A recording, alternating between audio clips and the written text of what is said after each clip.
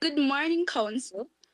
My name is Nasha Patterson, a teenager from Korea Network, and today's speaker at the commemoration of the Day of the Child and Adolescent in the Americas. I bring you warm greetings from Jamaica. Children and adolescents are not waiting for tomorrow.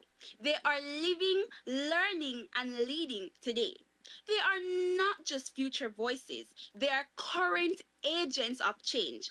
And one of the most urgent cries coming from young people in Jamaica and across the region at large is this: mental health, it matters.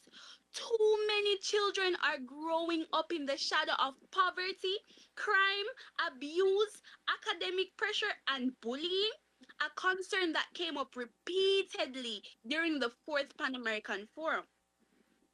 These challenges are not just physical, they're psychological. And when mental health support is missing, those wounds are left untreated, leading to long term or even lifelong consequences. In some cases, children are disciplined for trauma based behavior instead of being understood and helped. Mental health is not just a medical issue, it's a human rights issue. Every child has the right to feel safe, not only in their body, but also in their mind. In Jamaica, we have made important steps. The child and adolescent mental health clinics run through the Ministry of Health and Wellness offer critical services in several parishes.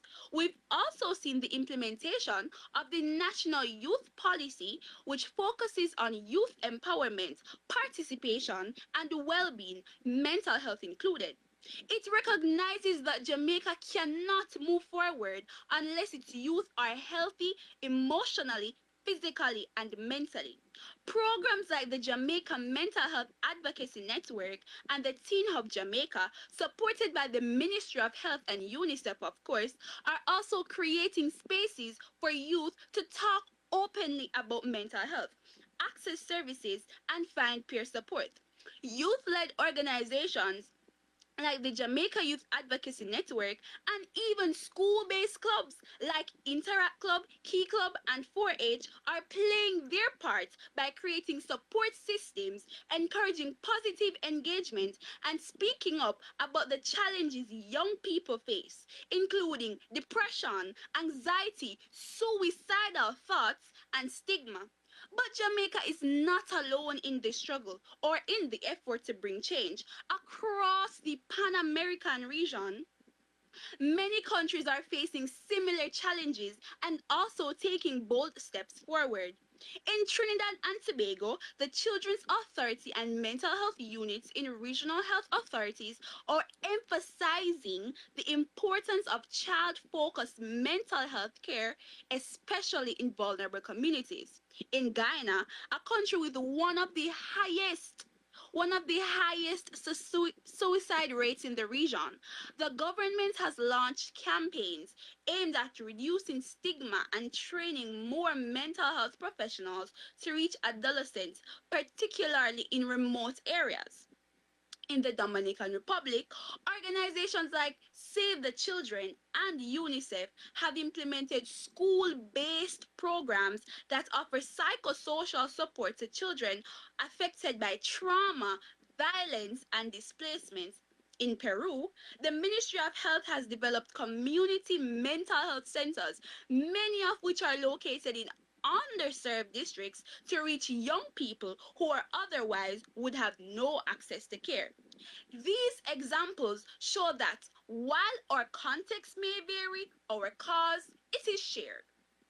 And that cause is that mental well-being of our children. But while these efforts are commendable, they are simply just not enough.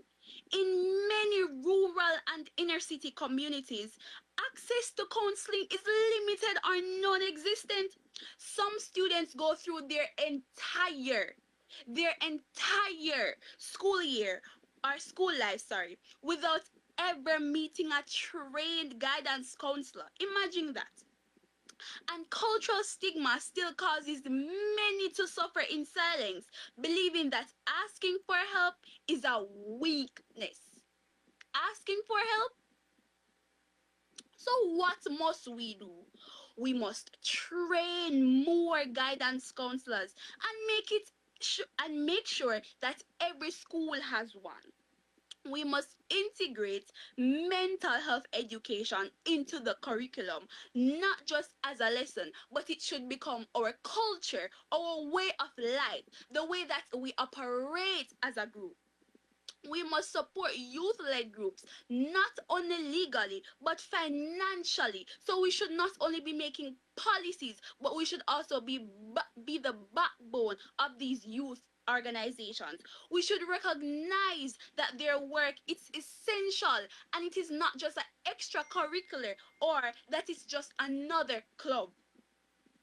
We must also increase funding to national mental health programs, especially those that serve our children and adolescents, because we are going to be the future.